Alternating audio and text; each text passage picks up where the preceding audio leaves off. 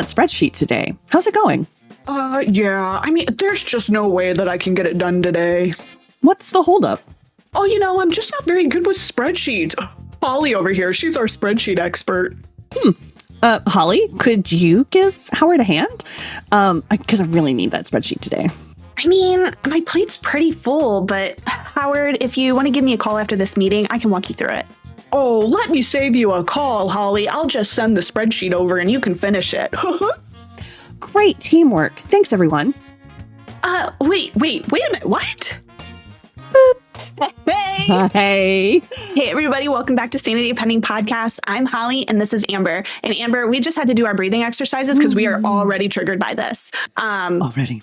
Guys, we're talking about weaponized incompetence, but specifically we're talking about how it shows up in the workplace because, we've heard about weaponized incompetence and, personal relationships and things like that. But we're specifically talking about, those individuals who have cultivated a workplace reputation for being dependable, for being reliable, the one who gets things done, and everybody can turn to them when something's urgent or even when it's something like people don't want to deal with. And I'm thinking of those individuals who are especially savvy with dealing with difficult customers and the emotional toll that can take. Nobody wants to deal with that jerk out front, but so-and-so is always really good at smoothing things over and they always get saddled with the difficult tasks. Yet somehow there's the other individuals who somehow they just manage to always avoid those same responsibilities because, either they don't know how, I'm not a spreadsheet person, or so-and-so is better at it than I am and can talk their way out of things. For the individuals who keep getting dumped on with these responsibilities, want to talk about what's at stake there, but also for the manager who just continues to allow these patterns to occur over and over and over again. But Amber, I know this is a hot button issue and you've got a lot of thoughts about this. So Amber, how triggering was that skit for you? Incredibly triggering. I have a lot of problems working with other people in a lot of instances. And I know that we've talked about this quite a bit, and it's not everybody that I work with. I mean, I make it sound like all I did every time I turned around, right? Like there's like this entire army of, incompetent, just full of silly folks. And really, it's only a handful, to be honest. And then everybody else has been great and amazing. So I just want to qualify that handful have been so good at this incompetence routine that it absolutely destroyed me sometimes. I want to be kind and give a benefit of the doubt that in some areas maybe it wasn't. And so do you have any, are there definitions behind how we can know if something is right incompetence versus true inability, right? That's the gray area, right? Because not everybody is doing this with the intention of avoiding responsibility. There are true instances where somebody is just genuinely doesn't have the skills or doesn't have the knowledge. And we're thinking new employees who come on board who are still in that training phase.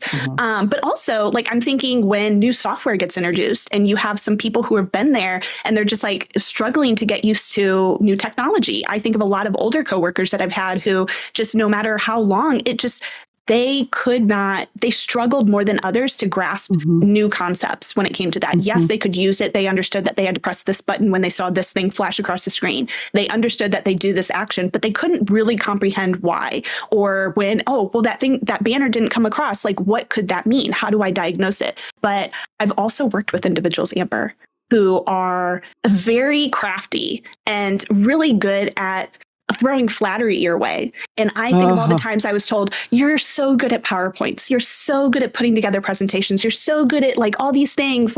You'll just make it 1,000 times better than I ever could. And I think that's why group projects is such a triggering thing for me. I can't not be boiling with rage when I hear group projects and things like that. Same. And I think to your point, that area of gray, I think that when I've actually encountered somebody who was a new employee, right? Or who truly just had a really difficult time grasping or picking up certain concepts around areas, especially working in a tech world, right? And if they're not technical and then they're just trying to understand what's being explained to them, it's not necessarily part of their job to do the work, but it's part of their job to understand what's going on. And so I feel like in those instances, I could see them more clearly because they were asking questions. They had a curiosity around a desire to wanting to learn versus just what I would just imagine is just like a shrug or like a throwing their hands up like, yeah, I'm either not going to do that or I'm going to feign incompetence around it and pretend that I don't know what I'm doing when the reality is that I am fully capable of learning how to do it. It's just that I don't want to. And it's that I don't want to that makes me so enraged because I know that for those individuals, I am their perfect target because I am so responsible, because I am incredibly capable, because I have a high tolerance for being able to handle many things at one time. Stressful situations. You're stressful very situations good at stressful stuff.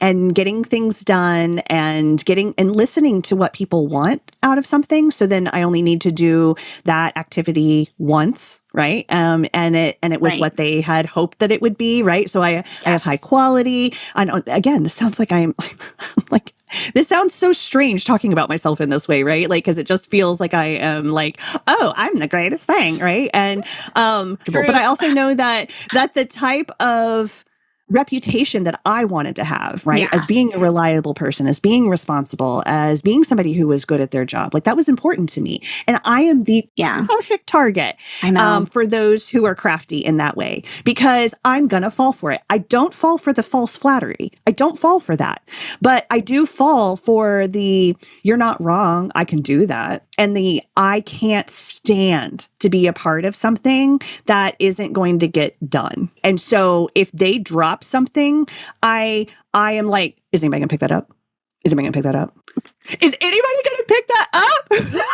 Did you see this thing? So Amber, this is gonna shock you, but I think you being targeted constantly for things like that, guess what? I think that's a leadership issue. Honestly, I swear. I think that this is a leadership responsibility here, right? Because, okay, one of the most important responsibilities of a manager is recognizing the unique strengths of your team and then assigning work that makes the best use of those skills. Right. But without taking advantage of your high performers, because you have to be that's a delicate balance, right? You've got to be careful. You're not taking advantage. But then at the same time, there's also this responsibility that you are required as a manager to give people opportunities to develop new skills, challenge those employees. That's part of it, right? Helping them grow their skills and confidence. So then you build a strong team over time, right? Like you're not always going to have an A team right off the bat. Like it's your job to cultivate that and help build a strong team. It is a balance that requires thought and intention. But I think, I think there are just like a lot of managers out there who don't want to put in the work. They're looking for a set it and forget it button. I want to just do this thing and know that it's going to get done all the time. And I don't have to think about it. I don't have to put in time or effort and help grow these team members. Amber always does a great job. Here, take this, get this off my plate.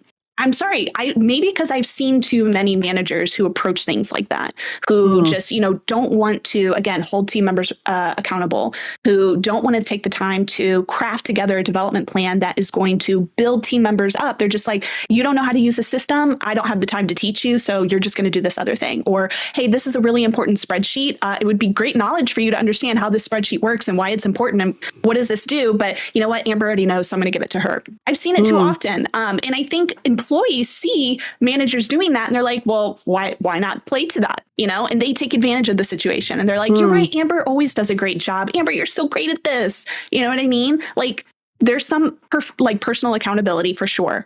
But you have created an environment where somebody sees you doing a thing and we're thinking they're not going to take advantage. Of course they're going to take advantage. People are people. I have seen it played out in both ways. So I've certainly seen where managers have taken that easy route and have not done any of the development, but I have actually seen to where there was accountability attempts made and where it kind of went wrong is in because maybe that manager also isn't skilled in that ability because they don't need to be. A middle manager a manager in general doesn't have to know and be skilled in everything that their employees can do. Right. They can't be in the weeds. That's unrealistic. They can't be that's unrealistic.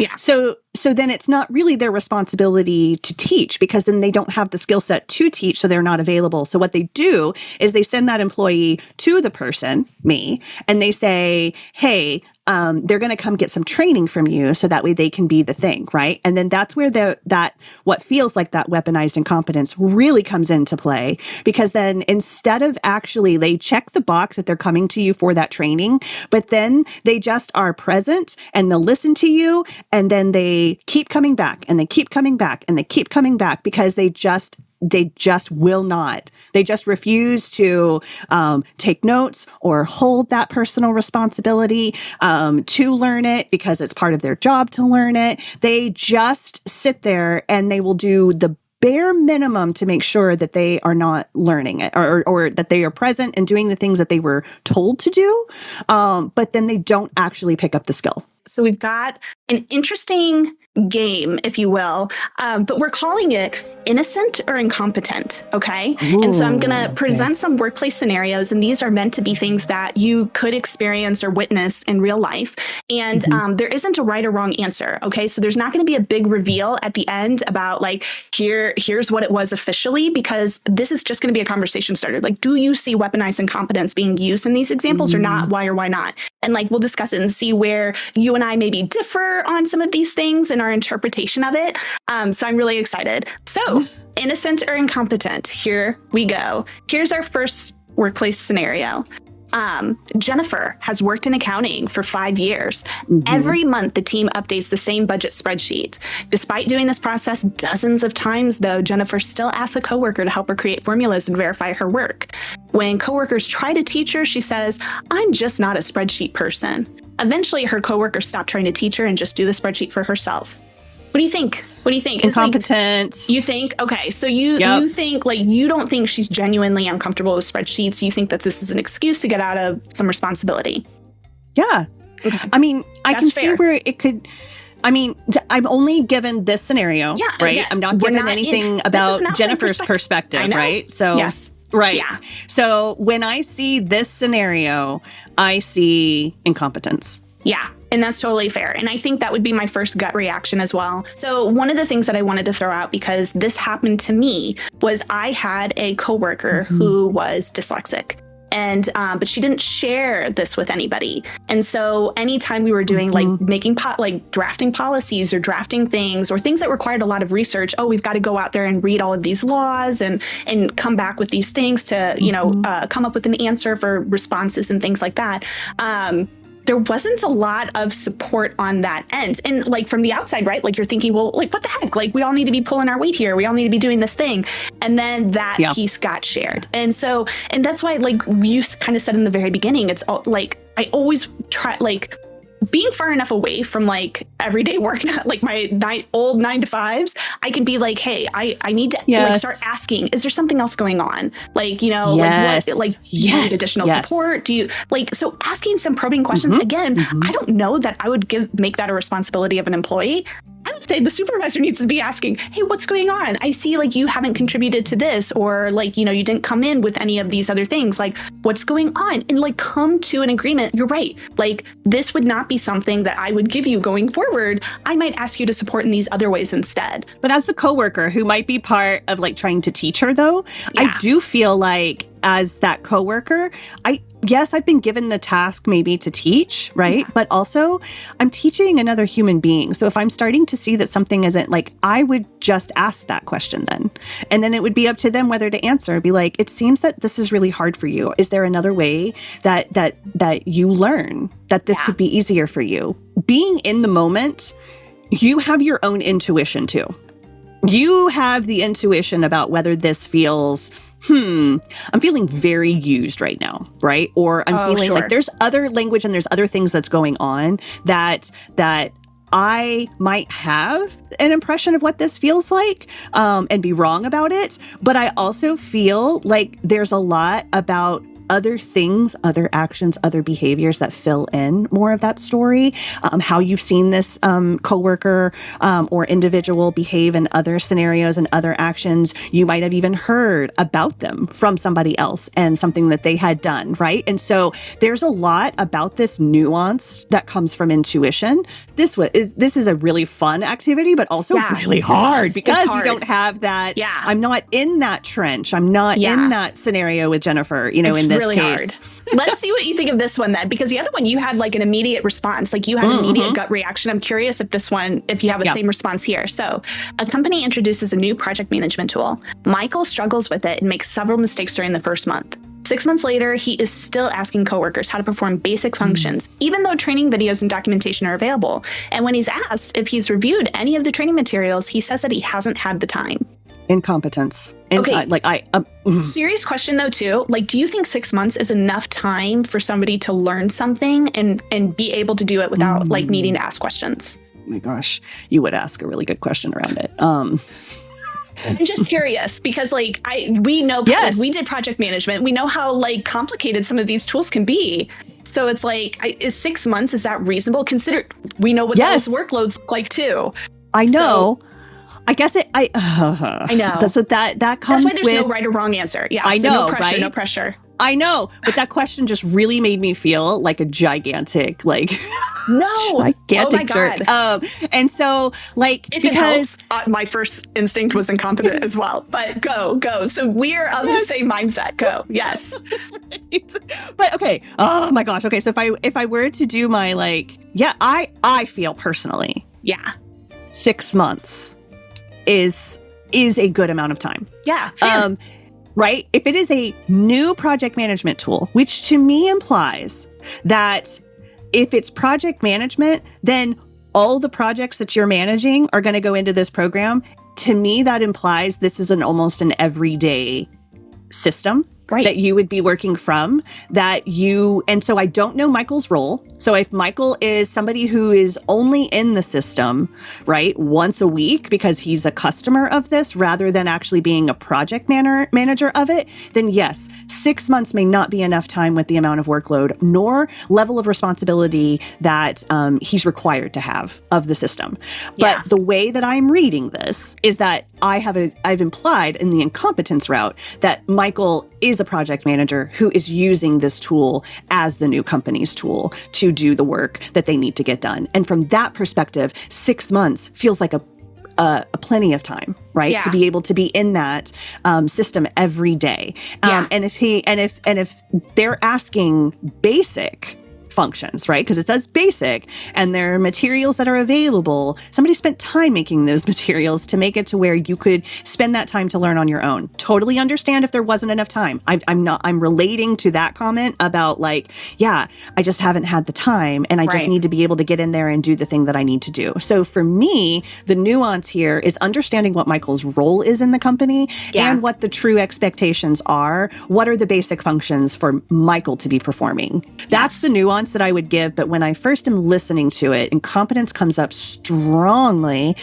because it is written from that perspective of this is the company's new tool, which implies a company-wide rollout, there's everybody is learning at the same time in this, right? And adopting this type of stuff. And so, that's my answer. And I love that. I think that's totally fair. And actually I land in the incompetent area, square on this one for sure too. And I'm coming at it from the perspective of we have a year-long performance plan. And if the expectation is it's going to take you about 6 months to learn a new system, because again, it's a shared responsibility between the employee and the company to ensure that you have the tools, resources, and time necessary to learn this new thing. But we know in that performance plan, we're expecting by the end of that year that you're using the new tool competently with minimal errors, minimal support, whatever it might be. We can't say zero support or zero errors because that's unrealistic. Nobody's perfect. But that would be a reasonable expectation. So I am with you. I land that way as well. Again, but we know that there's all this other stuff that might be going on. But I think this is a good example of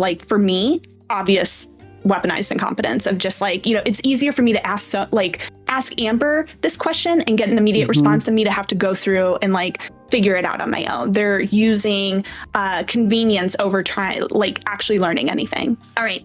So innocent or incompetent. So during team meetings, someone needs to take notes and distribute action items afterwards.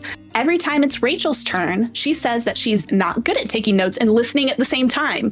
She asks someone else to do it instead. So the same two coworkers always end up taking notes. Rachel actively participates in the meetings though, and she remembers discussions perfectly well afterward. What do you think here? I actually really relate to the whole taking notes and listening at the same time. Correct. I really relate to that. Like I want to give credit for innocence here versus incompetence because, and I'm just gonna lean into the innocence because she is aware of her style in this.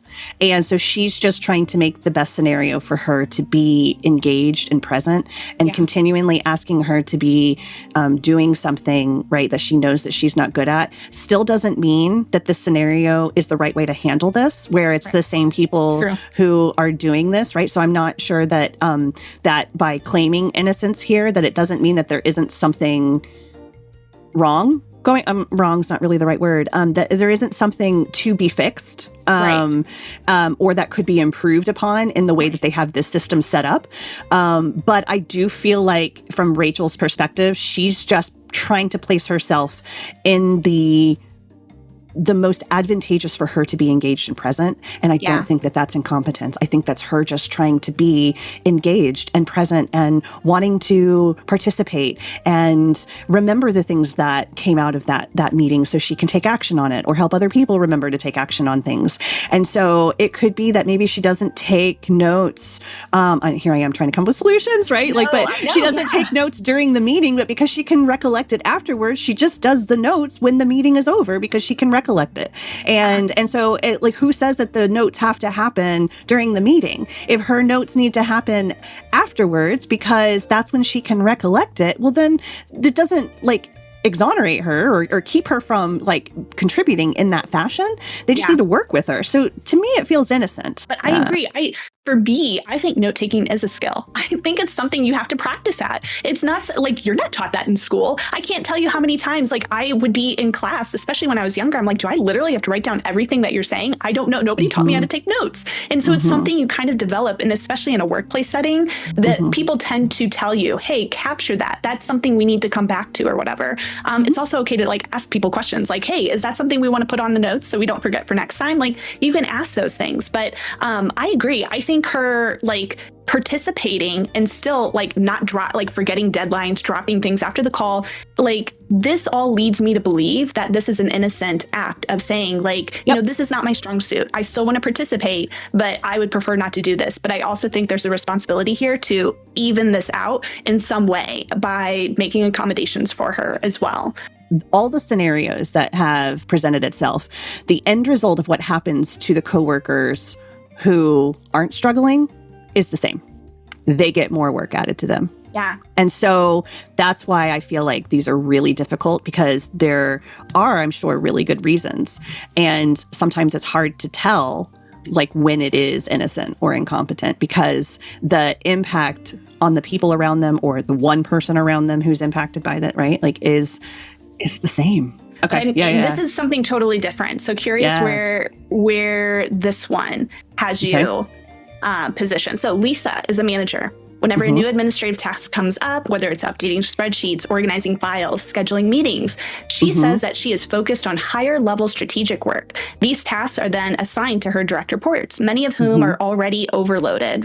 Lisa genuinely is responsible for important work, but she never seems to take on routine tasks herself. So I'm curious, and I don't know, I don't have a good way to phrase this. So sorry if this is offensive, but are there certain tasks that are genuinely beneath certain roles?